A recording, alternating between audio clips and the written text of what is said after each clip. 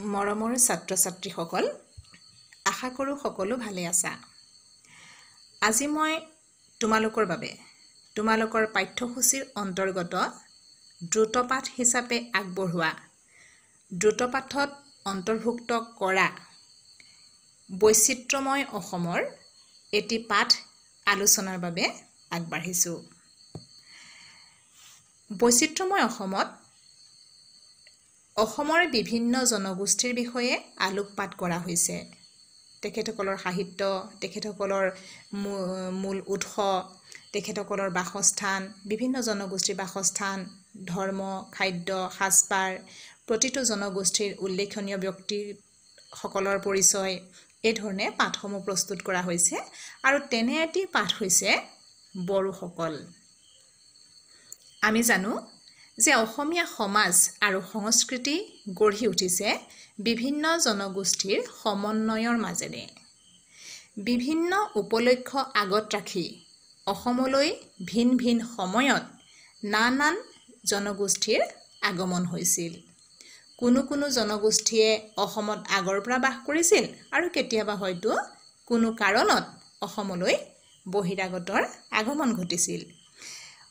অসম তথা উত্তৰ পূব ভাৰতত বসবাস কৰা বিভিন্ন জনগোষ্ঠীৰ উমৈহতীয়া বিভিন্ন জনগোষ্ঠীৰ মাজত সংমিশ্ৰণ ঘটি তেওঁলোকৰ ৰীতি নীতি আদৰ্শ, খাদ্য, সাজপাৰে অসমীয়া সংস্কৃতিৰ জন্ম দিছিল। গতিকে অসমত বসবাস কৰা প্ৰত্যেক জনগোষ্ঠীৰ অসমীয়া জাতীয় জীৱনত, বৃহৎ অসমীয়া জাতি গঠনত নিশ্চয় ভূমিকা আছে। গতিকে তেনে এটি জনগোষ্ঠী হৈছে বড়োসকল। বড়োসকল হৈছে অসমৰ এটা সমৃদ্ধিশালী সংস্কৃতি সম্পন্ন জাতি।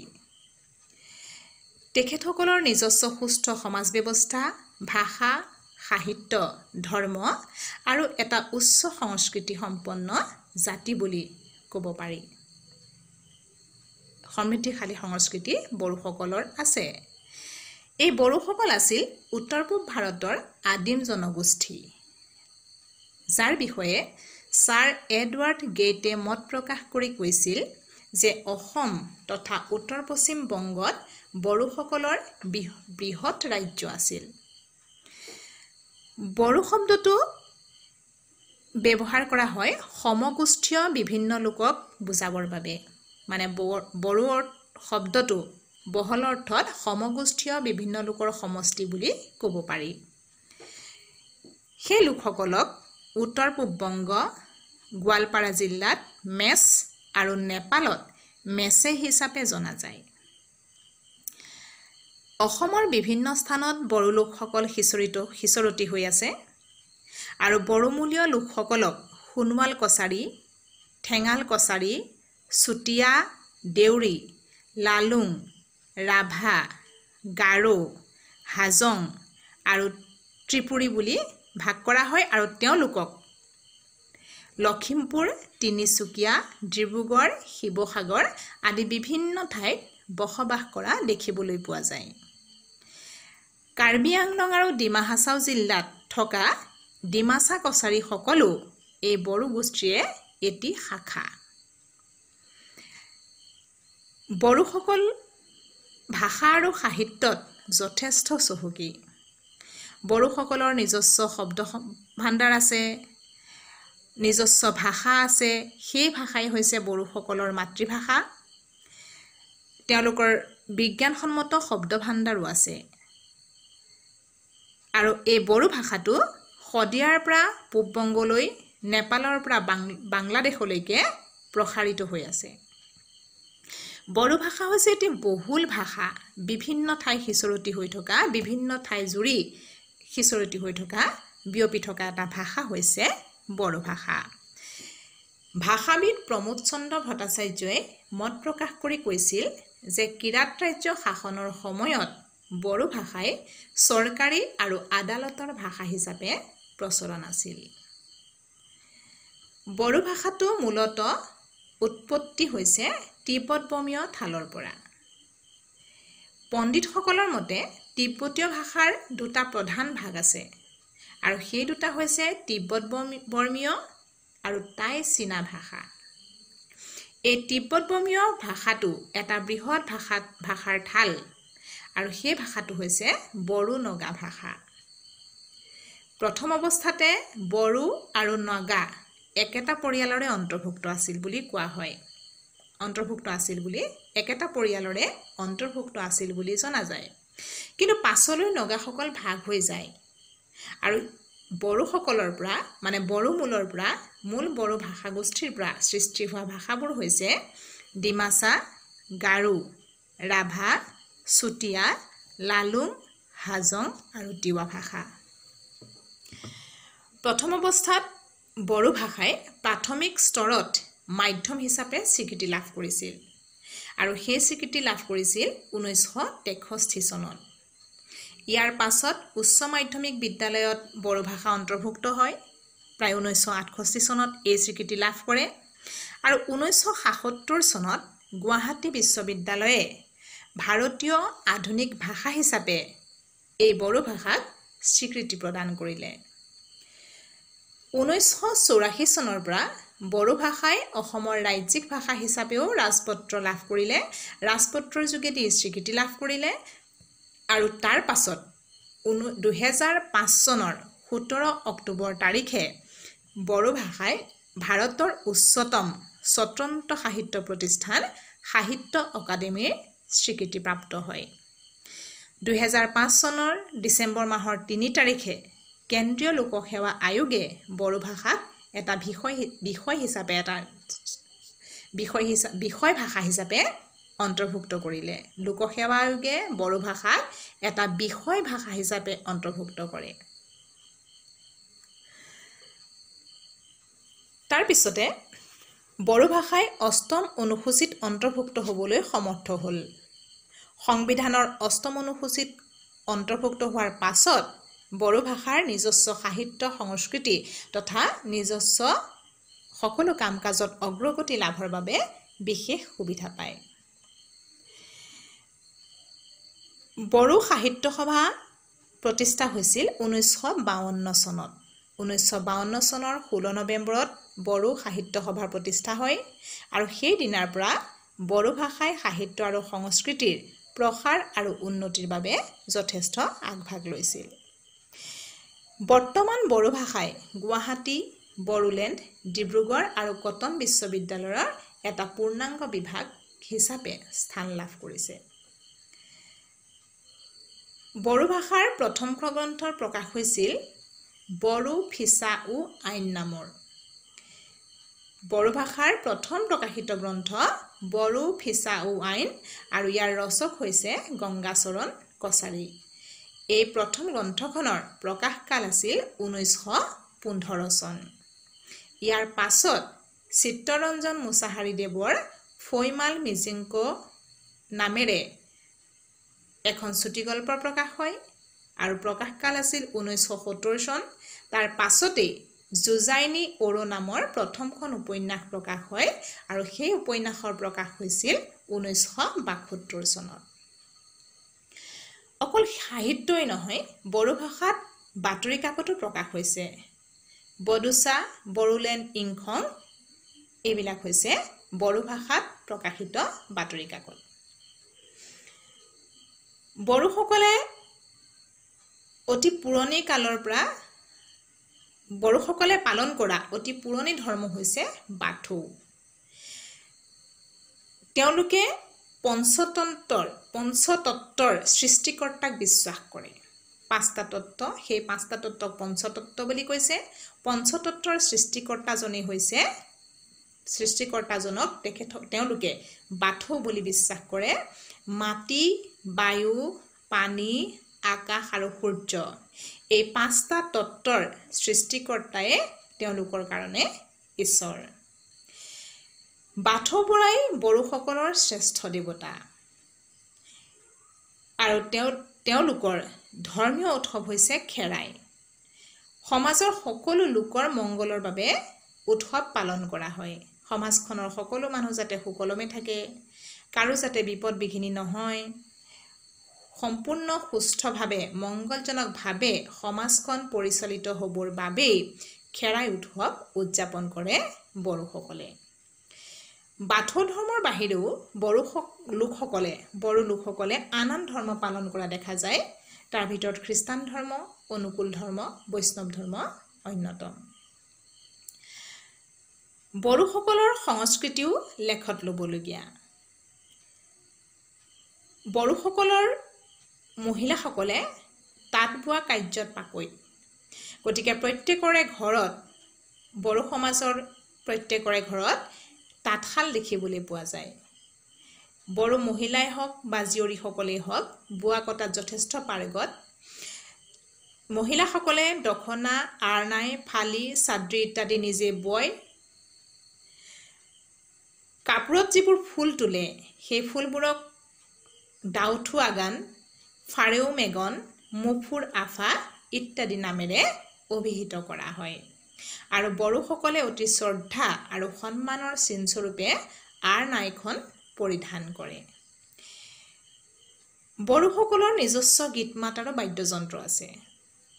যি জনগোষ্ঠীৰ নিজস্ব ভাষা সমৃদ্ধিশালী হ'ব পাৰে, যি জনগোষ্ঠীৰ নিজস্ব সাহিত্য সমৃদ্ধিশালী হ'ব পাৰে, সেই জনগোষ্ঠীৰ নিজস্ব গীত মাত তথা বাদ্যযন্ত্ৰ থকাটো স্বাভাৱিক কথা।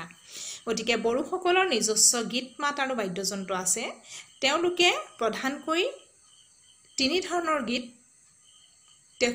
তেওঁলোকৰ সমাজত প্ৰচলিত আছে: প্ৰাৰ্থনা গীত, লোকগীত আৰু আধুনিক গীত।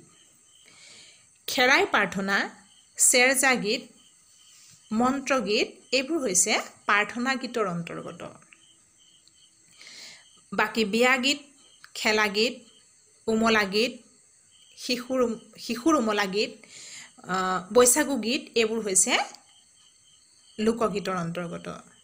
আৰু বৰ্তমান যিবোৰ গীত নতুনকৈ সৃষ্টি কৰা হৈছে, বৰ্তমান কালৰ যিবোৰ গীত সেইবোৰেই হৈছে আধুনিক গীতৰ অন্তৰ্গত। পুৰণি বড়ো নৃত্য আৰু আধুনিক বড়ো নৃত্য এই হিচাপে বড়ো নৃত্যক ভাগ কৰা হয়। আৰু বড়োসকলৰ আটাইতকৈ লেখত ল'বলগীয়া উল্লেখযোগ্য অকল ভাৰতবৰ্ষ নহয়, এছিয়া মহাদেশৰ ভিতৰতে খ্যাতি লাভ কৰিবলৈ সক্ষম হোৱা নৃত্য হৈছে বাগুৰুম্বা আৰু বাৰদৈ চিখলা নৃত্য। নৃত্যৰ লগত সংগত কৰিবৰ বাবে, গীতৰ লগত সংগত কৰিবৰ বাবে খাম, চিফুং, জথা, চেৰজা, গংগনা আদি বাদ্য বড়োসকলে ব্যৱহাৰ কৰে।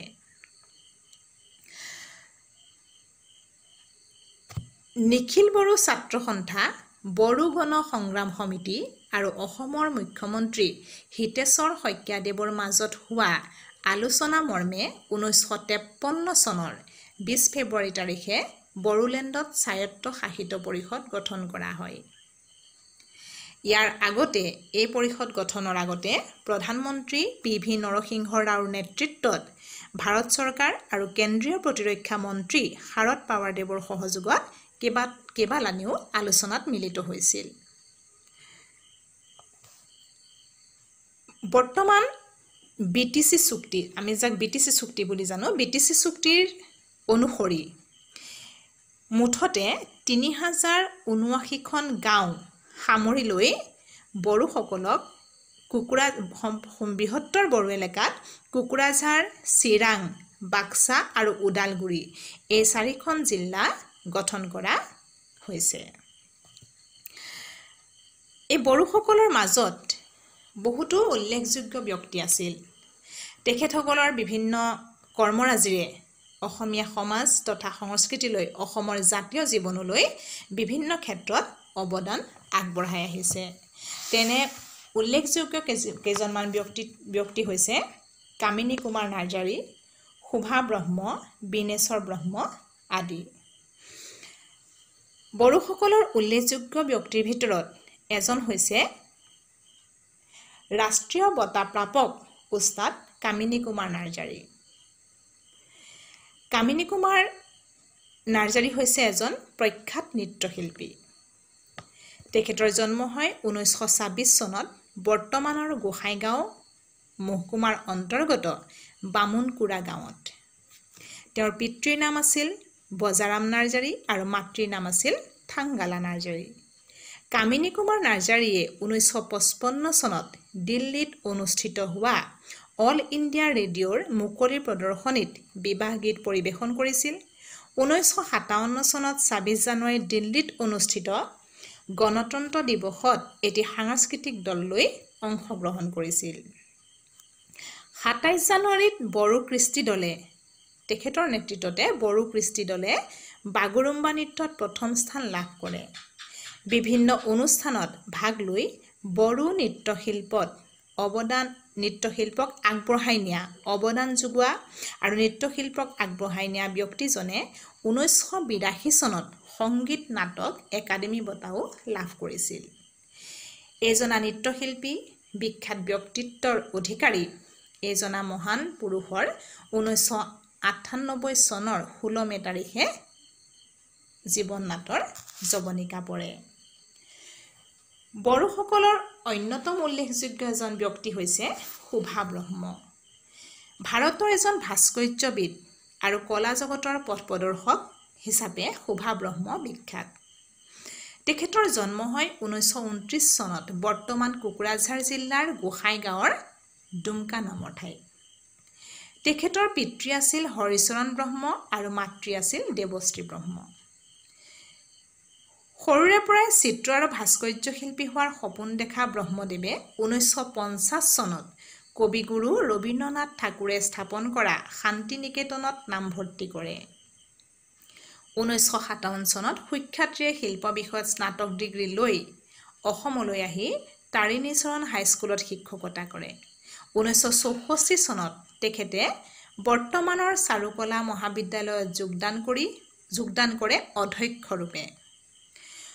অহৰহ সৃষ্টিকৰ্মত নিজকে ব্যস্ত কৰি ৰখা এইজনা শিল্পী শোভা ব্ৰহ্মৰ চিত্ৰ আৰু ভাস্কৰ্যসমূহ প্ৰথমবাৰৰ বাবে 1965 চনত গুৱাহাটী জিলা পুথিভঁৰালত প্ৰদৰ্শন কৰা হয়। তেওঁৰ সৃষ্টিয়ে বিদেশতো শিল্পীসকলৰ মন জয় কৰিব পাৰিছিল। শোভা ব্ৰহ্মৰ চিত্ৰ তথা ভাস্কৰ্য শৈলী সংগ্ৰহালয়তো স্থান পাইছিল।